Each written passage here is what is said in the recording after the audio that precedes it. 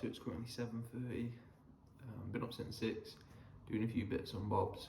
But yeah, going to discuss later my post-contest plans because I've finished my competitive season now, and yeah, go over how I'm going to attack the off-season, what my plans are, where I'm currently at with it all, and discuss my training and nutrition plans, how I'm going to attack this next training block as my own coach, what decisions I'm making, and hopefully you find it interesting.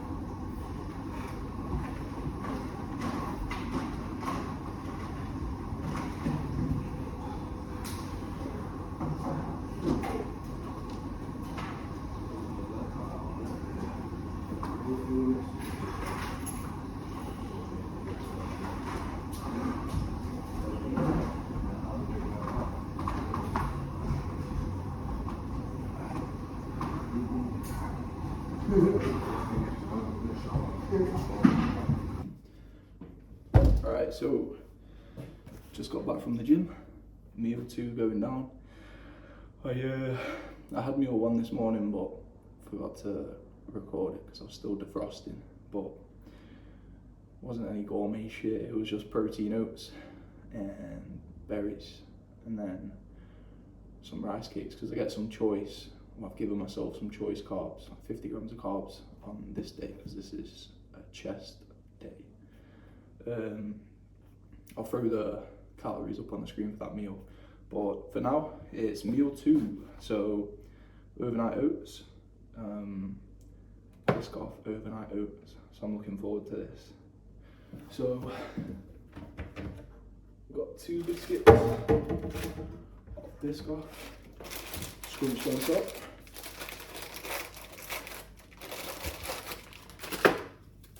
And then 30 grams of Biscoff spread. Can't go wrong.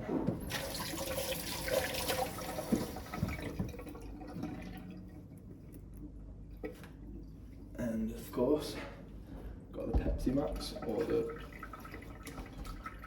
ZX Cola.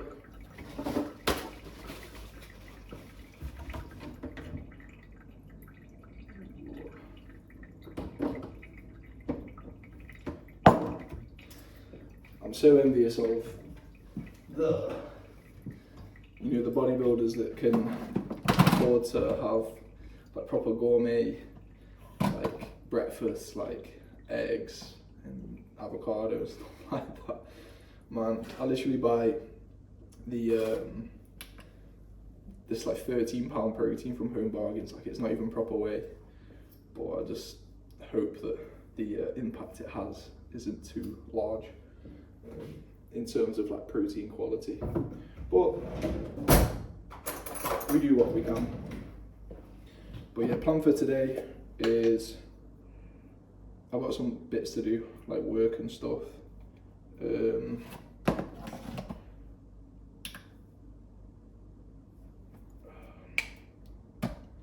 Yeah, I've got some work to do, and then I'm going to run you guys through the my training program and nutrition that I have designed for myself. Hopefully you find it useful. But yeah, meal 2, Biscoff overnight oats, going down post workout, just train chest and back. It was a decent session. I was gonna record like my voice and stuff, do like a proper vlog style video, but I train at a commercial gym and like it's just not the proper environment to do because I feel like people don't understand. So I just got my tripod out and recorded like my first set of everything. So I may overlay music onto that, or I might do like a voiceover, but we'll see. But yeah, meal 2 going down. I'll throw the calories on the screen. Catch you later for the training and nutrition program overview. See you later.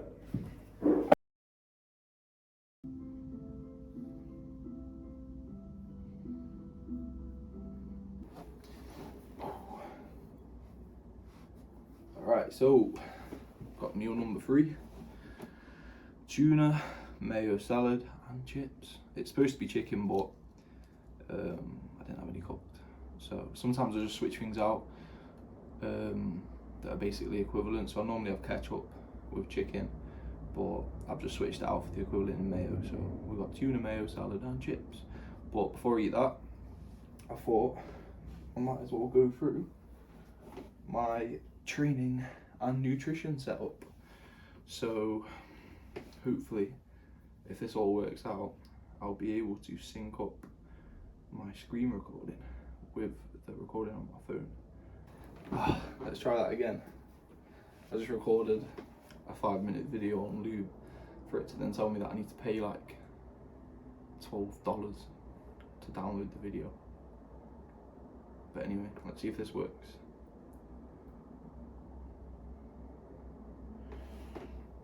I don't know why I've sat on the edge of my bed, my back's killing. Anyway, so starting off, you can straight away see that I've decided to go with a 9-day split. So that's sort of the underpinning feature of this training split, is that it's 9 days, and the reason for that is because I want to train legs less frequently. There is other ways to do it, of course. You can just throw legs in as and when, but I like things to be structured and cyclical. So every 9 days I'm doing the same thing, and that just provides ease of feedback and data collection, because I know that here's 9 days, everything was the same as this 9 days, so the only thing that's changing is what I've decided to change, if that makes sense. It just basically allows for more control. But yeah, training legs every 9 days, because I'll throw up a picture now, like my stage pictures from my last competition, and my legs were just disproportionately bigger than my upper body, and I just basically need to train them less. They're arguably where they need to be in terms of like maxing out my physique, if not need to be brought down. But yeah, I literally train them. This is the crazy thing, like I literally train them, well, quads. I train quads 3 sets a week during my last bulk before my competition.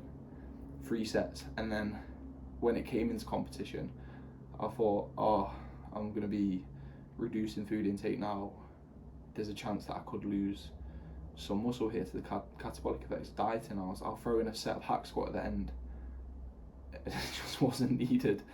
Like you'll see in the picture that I've just thrown up, like my legs were they're just too big.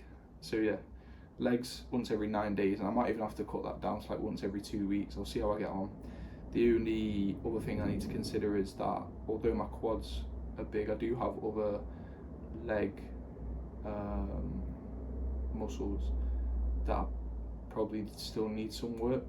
So I'll see how I get on with this, and if I need to start incorporating legs onto other days, for example like hamstrings on pull day and whatnot, then I'll do that in the future, but we'll see how we get on. I'm training calves obviously more than once every 9 days. I'm not that gifted. I wish I was. But yeah, the second most important thing is that I'm eating calories broken up into 4 separate days. So there's chest days, upper days, like upper body part days, rest days, and then legs, and then legs and rest. Legs and rest are basically the same, so I'm basically lowering my calories on legs, just basically rest days and leg days I'm at maintenance, like I'm not in a surplus, because I just want to really make sure they don't grow. Realistically, based on what I've learned from my own body, they probably will still grow, which is bullshit, because I just want my chest to grow. But yeah, so yeah, I'll take you through it now. So day 1, chest, 3,000 calories, mainly getting the extra calories from carbs. Fats are kept moderate / low throughout the entire nutrition program. Another point to note as well is that even though my carbs are relatively higher, they're still not that high, so I'm prioritising my carbs around my workout and then pre-bed. I feel like carbs around your workout's a bit of an obvious one, like everyone sort of knows that now. Like pre-workout for energy and whatnot, post-workout for the restoration of glycogen and to initiate that insulin response, which obviously sets you up for protein synthesis and other anabolic pathways and whatnot. But then pre-bed, like I'm of the opinion, and it is also science backed, that during your sleep, that is when your body restores itself and recuperates. So I've added like carbs and a few extra calories before bed, because I feel like that's where most of the recovery comes. And obviously when I'm training chest, it's alright breaking it down, but I want to build that shit back up. Next day back, pretty much the same, but just lower calories. Hoping to still be in a surplus. Obviously this is going to take some trial and error, like I'm going to have to assess my body weight each day, and this, like, that won't come until I come into the second cycle of 9 days. But yeah, still hoping to be in a slight surplus on these upper days. Of hopefully, I'm shooting for around 250 calorie surplus, slash 500 calorie surplus, and then to be in like a 750 to 1000 calorie surplus on chest training days. Yeah, you'll also notice that coming into a rest day, I drop off my carbs towards the back end, because I'm not going to need them on that rest day. So I'm almost like carb cycling really. And then rest, 2200 is basically 2250. And then you'll see on the rest days that I've also done the same, like prioritize carbs of that day. Like, they are spread out throughout the day, but I've got a meal here with some carbs in pre-bed. Well, actually, tell a lie, not really, it's just a banana. Scratch that. But yeah, day 4, arms and delts, upper body day, 2500 calories. And then coming into chest and back, higher day, 3000 calories. Same as pretty much day 1. And then rest day, so we've got the rest day here. And then upper, same as the other upper days, 2500 calories. Then we've got legs, which is rest day calories. And then rest 2. Now this is the only outlier, because this is the only day where the next day, obviously this is a rest day, but the next day I'm training chest, so I want to make sure that my glycogen stores and everything else is basically up before training chest the next day. So I've thrown in and treated myself to one of my favourite foods, which is low calorie ice cream before bed. So hopefully that just gets me into a surplus, like acutely, before going to bed, so my body can charge up, so to speak, ready for chest the next day. But yeah, that's pretty much it in terms of the important things. I'll probably miss something, like I always miss stuff, but yeah. So the split, just to outline it, is chest.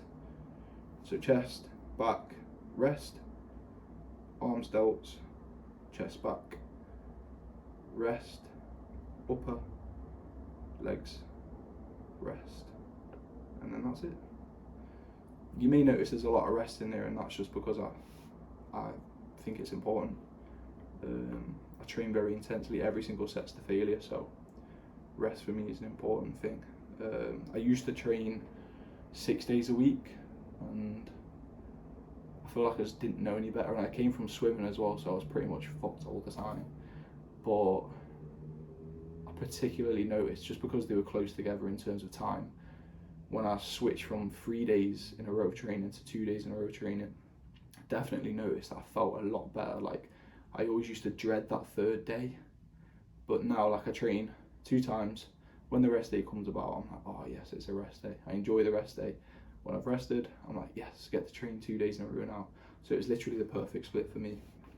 But yeah, hopefully you found that useful. That's just one of many ways that you can manipulate your diet and training to influence your specific requirements as an athlete, or towards your goals, whatever they may be. I could have gone more complex with this and sort of done it meal by meal, having like basically a different day for every single day and just really optimize it, but this should do the trick. But yeah, hopefully you found it interesting. Hopefully you can see that there's more to just training and nutrition than, right, here's my calories, I'm gonna have this every single day, body weight's gonna go up. That's me done. Hopefully you can see that there is actually more manipulations and variables at play that you can change and control to produce the results you want. So yeah, hopefully this works well for me, and yeah, catch you later. Peace. Just before I eat my food as well, I just forgot. I thought it would be good to touch on, obviously, my post-competition plans.